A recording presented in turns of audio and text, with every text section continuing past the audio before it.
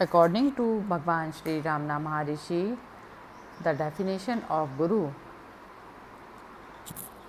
devotee asked Bhagwan has said, without the grace of the Guru, one cannot attain the self. What precisely does he mean by this? What is this Guru? Bhagwan said, from the standpoint of the path of knowledge, it is the supreme state of the self. It is different from the ego, which you call yourself. Devotee asked, then, if it is the supreme state of my own self, in what sense does Bhagwan mean that I cannot reach it without the grace of the Guru? Bhagwan said the ego is the individuality and is not the same as the Lord of all. When it approaches the Lord with sincere devotion, he graciously assumes name and form and takes it to himself. Therefore, they say that the Guru is none other than the Lord. He is the human embodiment of divine grace. Devotee asked, but there are some who seem to have had no human Guru at all. Bhagwan said, true, in the case of certain great souls, God reveals himself as the light of the light from within. Some who knew his teaching at second hand suggested that he did not hold it necessary to have a guru and explained the lack of explicit initiation in that way, but he rejected this suggestion unequivocally. S. Cohen has recorded a conversation on this subject and with Dilip Kumar Roy, the celebrated musician of Sri Aurobindo Ashram. Dilip said, some people report Maharishi to deny the need of a guru, others say the reverse. What does Maharishi say? Bhagwan said, I have never said that there is no need for a guru. Dilip said, Sri Aurobindo often refers to you as having had no guru. Maharishi said, that depends on what you call guru. He need not necessarily be in human form. Dattatreya had 24 gurus, the elements and so on. That means the any form in the world was his guru. Guru is absolutely necessary. The Upanishads say that none but a guru can take a man out of the jungle of mental and sense perceptions, so there must be a guru. Dilip said, I mean a human guru. Maharishi did not have one. Bhagwan said, I might have had at some time or other and did not. I sing hymns to Arunachala. What is a guru? Guru is a God or the self. First, a man prays to God to fulfill his desires, then a time comes when he doesn't pray for the fulfillment of a desire but for God himself. So God appears to him in some form or other, human or non-human, to guide him as a guru in answer to his prayer. It was only when some visitor brought up the subject that Sri Bhagwan himself had not had a guru that he explained that the guru need not necessarily take on a human form, and it was understood that this referred to very rare cases. Devotee asked, can one derive any benefit from repeating incantations picked up casually without being initiated into them? Bhagwan said, no one must be initiated into them and authorized to use them. Bhagwan then illustrated this saying by the following story. A king once visited his minister at the latter's house. There he was, that the minister was busy with his incantations. The king accordingly waited for him, and when he was free to meet him, asked him what incantations it was. The minister told him that it was the Gayatri.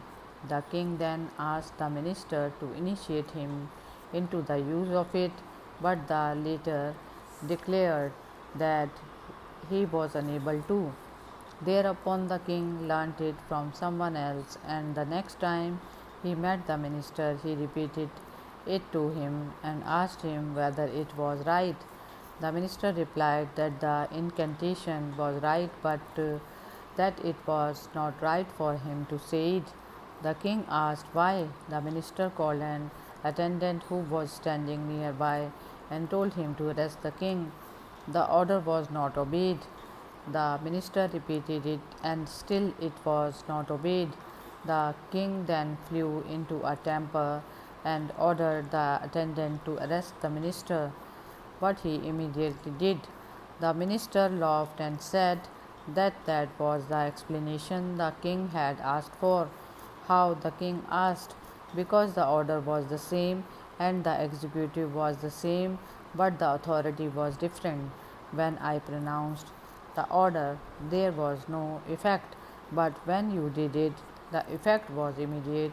It is the same with incantation. Devotee asked, what are the distinctive characteristics of a guru by which one can recognize him? Bhagwan said, the guru is one who at all times abides in the profound depths of the self. He never sees any difference between himself and others and is quite free from the idea that he is the enlightened or liberated one, while those around him are in bondage or the darkness of ignorance. His self possession can never be shaken under any circumstances, and he is never perturbed. Devotee asks, what is the essential nature of Updesha or spiritual instruction given by the Guru? Bhagwan said, the word Updesha literally means restoring an object to its proper place. The mind of the disciple having become differentiated from its true and primal state of pure being, which is the self and which is described in the scriptures as Satchit Ananda, being consciousness bliss, slips away therefrom and assuming the form of thought constantly pursues objects of sense gratification. Therefore, it is assailed by the vicissitudes of life and becomes weak and dispirited. Updesha consists in the Guru restoring it to its primal state and preventing it from slipping away from the state of pure being, of absolute identity with the self, or in other words, the being of the Guru. The word can also be understood as meaning to present an apparently distant object to close view, that is to say, it consists in the Guru showing the disciple what he had considered as distant and different from himself to be immediate and identical with himself. Devotee asked, if as this implies the real being of the Guru is identical with that of the disciple, why have the scriptures categorically declared that however great powers one may attain, he cannot attain self realization without the grace of the Guru? Bhagwan said, it is true that the being of the Guru is identical with that of the disciple, however, it is very seldom that a person can realize his true being without the grace of the Guru. It is not really the bodily individual that is the Guru. Bhagwan said, what is your idea of a Guru? You think of him in human shape as a body of certain dimensions, complexion, and so on. A disciple, after realization, once said to his Guru, I now realize that you dwelt in my innermost heart as the one reality in all my countless births and have now come before me in human shape and lifted this veil of ignorance. What can I do for you in return for such a great benefit? And the Guru replied, "You need not to do anything. It is enough if you remain as you are in your true state." That is the truth about the Guru. Bhagwan often explained that the divine guide, the true Guru, is in one's heart as well as being manifested outwardly, while the outward Guru turns one's mind inwards. The inner Guru pulls from within. Even one's environment doesn't happen by accident. The Guru creates the condition necessary for one's quest. Devotee asked, "What is the grace of the Guru?" Bhagwan said, "The Guru is the self. At some time, a man grows dissatisfied with his life and, not content with what he has, seeks the satisfaction of his desires through prayer to God. His mind is gradually purified until he longs to know God more to obtain His grace than to satisfy worldly desires. Then God's grace begins to manifest. God takes the form of a Guru and appears to the devotee, teaches him the truth, and moreover purifies his mind by association with him. The devotee's mind thus gains strength and is then able to turn inward. By meditation, it is further purified until it remains calm without the least ripple. That calm expands in the self. The Guru is both outer and inner. From outside, he gives a push to the mind to turn inward, while from inside, he pulls the mind toward the self and helps in quieting it. That is the grace of the Guru. There is no difference between God, Guru, and self. Devotee said, in the Theosophical Society, they meditate in order to seek masters to guide them. Bhagwan said, "The master is within." Meditation is meant to remove the ignorant idea that he is only external. If he were some stranger whom you awaited, he would be bound to disappear also. What would the use of a transient being like that? But as long as you think you are separate or that you are the body, so long is the outer master also necessary, and he will appear as if with the body. When the wrong identification of yourself with the body ceases, the master will be found to be none other than the self. Devotee asked, "Will the Guru help us to know the self through initiation?" And so on. Bhagwan said, "Does the Guru hold you by the hand and whisper in your ear? You may imagine him to be, but you are yourself. Because you think you have a body, you think that he has also, and that he will do something tangible to you. His work lies within, in the spiritual realm."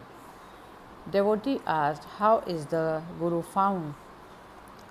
Bhagwan said, "God, who is immanent in His grace, takes pity on the loving devotee and manifests Himself according to the devotee's development. The devotee thinks that he is a man and expects a relationship as between two physical bodies, but the Guru, who is God or the Self incarnate, works from within, helps the man to see his mistakes, and guides him in the right path until he realizes the self within." Devotee asked, "What should the devotee do then?" Bhagwan said, "He has only to act according to the words of the Master and work inwardly. The Master is both within and without, so he creates conditions to drive you inward and at the same time prepares the interior to drag you to the center. Thus, he gives a push from without and exerts a pull from within so that you may be fixed at the center. You think that the world can be conquered by your own effort when you are frustrated externally and are driven inward. You feel, oh, there is a power higher than man. The ego is a very powerful elephant which cannot be brought under control by any creature less powerful than a lion, which in this instance is none other than the Guru, whose very looks make the elephant like ego tremble and die. You will know in due course that your glory lies where you cease to exist. In order to gain that state, you should surrender yourself. Then the Master sees that you are in a fit state to receive guidance and he guides you. Bhagwan said, so long as you seek self realization, the Guru is necessary. Guru is the self. Take Guru to be the real self and yourself to be the individual self. The disappearance of this sense of duality is the removal of ignorance. So long as duality persists in you, the Guru is necessary because you identify yourself with the body. You think the Guru too is the body. You are not the body, nor is the Guru. You are the self, and so is the Guru. This knowledge is gained by what you call self realization. You mistake the body for the Guru, but the Guru himself doesn't make that mistake. He is the formless self that is within you. He appears outwardly only to guide you. Though he instructs his disciples, yet he doesn't call himself their Guru, realizing as he does that Guru and disciple are mere conventions born of Maya, total illusion. Devotee asks, is not grace the gift of the Guru? Bhagwan said, God, grace, and Guru are all synonymous and are both eternal and immanent. Is not the self already within? Is it for the Guru to bestow it by his look? If a Guru thinks so, he does not deserve that name. The books say there are many kinds of initiation. They also say that the Guru performs various rites with fire, water, incantations, and so on, and call such fantastic performances initiation, as if the disciple became ripe only after such processes were gone through by the Guru. If the individual is sought, he is nowhere to be found. Such is the Guru, such in Dakshina Murti. Why? What did he do? He sat silent. The disciples appeared before him. He maintained silence and their doubts were dispelled, which means they lost their individual identities. Jnana, spiritual knowledge, is that silent understanding and not the verbal definitions that are usually given for it. Silence is the most potent form of work, however vast and emphatic that scriptures may be, they fail in their effect. The Guru is quiet and peace prevails in all. His silence is vaster and more emphatic than all the scriptures put together. These questions arise because of the feeling that, in spite of having been here so long, hurt so much, striven so hard, you have not gained anything. The process that goes on inside you is not apparent to you. In fact, the Guru is always within you. Not all felt the grace, the power of silent initiation immediately, but Bhagwan reassured them. Devotee said, it is said that one look of a Mahatma is enough, that idols, pilgrimages, and so on are not so effective, but I have been here for 3 months and still do not know how I have been benefited by the look of the Maharishi. Bhagwan said the look has a purifying effect. Purification cannot be visualized, just as a piece of coal takes a long time to ignite and a piece of charcoal a shorter time, while a heap of gunpowder is ignited instantaneously. So it is with different types of men coming in contact with a Mahatma. Devotee said, after leaving this ashram in October, I was aware of Bhagwan's peace enfolding me for about 10 days. All the time, while busy with work, there was an undercurrent of that peace of unity. It was almost like the dual consciousness while half asleep in a dull lecture. Then it faded out entirely, and the old stupidities came instead. Work leaves no time for separate meditation is the constant reminder I am and trying to feel this while actually at work enough. Bhagwan said it will become constant when the mind is strengthened. Repeated practice strengthens the mind, and such a mind is capable of holding on to the current. Then, whether you are engaged in work or not, the current remains unaffected and uninterrupted. He evoked no spectacular changes in the devotee, for such changes may be superstructure without foundation and collapse later. Indeed, it sometimes happened that a devotee would grow despondent, seeing no improvement at all in himself, and would complain that he was not progressing at all. In such cases, Bhagwan might offer consolation or might retort, how do you know there is no progress? And he would explain that it is the Guru, not the disciple, who sees the progress made.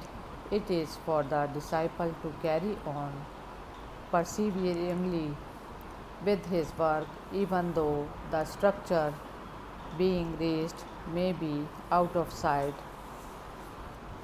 of the mind.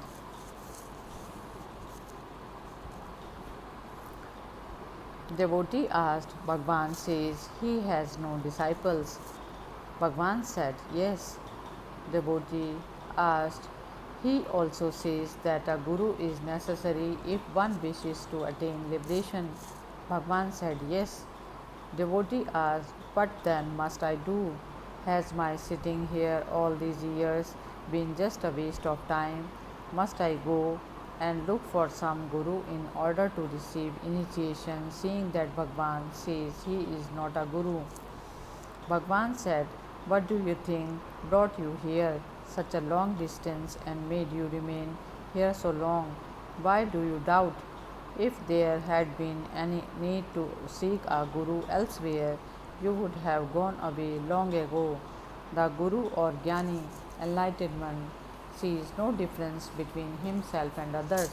For him, all are jnanis, all are one with himself. So, how can a jnani say that such and such is his disciple, but the unliberated one sees all as multiple, he sees all as different from himself. So, to him, the Guru disciple relationship is a reality. For him, there are three ways of initiation by touch, look, and silence. Devotee asked, then Bhagwan does have disciples? Bhagwan said, as I said, from Bhagwan's point of view, there are no disciples, but from that of the disciple, the grace of the Guru is like an ocean. If he comes with a cup, he will get only a cupful. It is no use complaining of the niggardliness of the ocean. The bigger the vessel, the more he will be able to carry. It is entirely up to him. Devotee asked, "Can Sri Bhagwan help us to realize the truth?" Bhagwan said, "Help is always there." Devotee said, "Then there is no need to ask questions. I do not feel the ever present help." Bhagwan said, "Surrender and you will find it." Devotee asked, "I am always at your feet. Will Bhagwan give me some Updesha to follow? Otherwise, how can I get the help living 600 miles away?" Bhagwan said, "The sad Guru is within." Devotee said, "The sad Guru is necessary to guide me to understand that fact." Bhagwan said, "The sad Guru is within you." Devotee said, "I want a visible Guru." Bhagwan said, "That visible Guru says that he is within." Devotee said, "Will the sad Guru place his hand on my head to assure me of his help? Then I shall have the consolation of knowing that his promise will be fulfilled." Bhagwan said, "Next you will be asking me for a bond and filing a suit if you imagine that the help is not forthcoming." Devotee asked, "How can one know whether a particular person is competent to be a guru?" Bhagwan said, "By the peace of mind you feel in his presence and by the respect you feel for him." Devotee asked, "And if it turns out that he is not competent, what will be the fate of the disciple who has implicit faith in him?" Bhagwan said, "The fate of each one will be according to his merit." The highest form of grace is silence. It is also the highest spiritual instruction. All other modes of instruction are derived from silence and are therefore secondary. Silence is the primary form. If the Guru is silent, the seeker's mind gets purified by itself. Devotee asked, the influence of the Jnani steals into the devotee in silence. Bhagwan also says, "Contact with great men, exalted souls, in one efficacious means of realizing one's true being." Bhagwan said, "Yes, what is the contradiction? Jnani, great men, exalted souls. Does he differentiate between them?" Thereupon I said, "No." Bhagwan said, "Contact with them is good. They will work through silence. By speaking, their power is reduced. Speech is always less powerful than silence. So, silence, contact is the best." Devotee asked, "Does the contact continue even after the dissolution of the physical body of the Jnani, or only so long as he is in flesh and blood?" Bhagwan said, "The Guru is not in the physical form, so contact will remain even after his physical form vanishes. He who has earned the grace of the Guru will undoubtedly be saved and never forsaken, just as the prey that has fallen into the tiger's jaw will never be allowed to escape." You attach too much importance to the body. They say that I am dying, but I am not going away. Where could I go? I am here. Hari Om Tat Sat.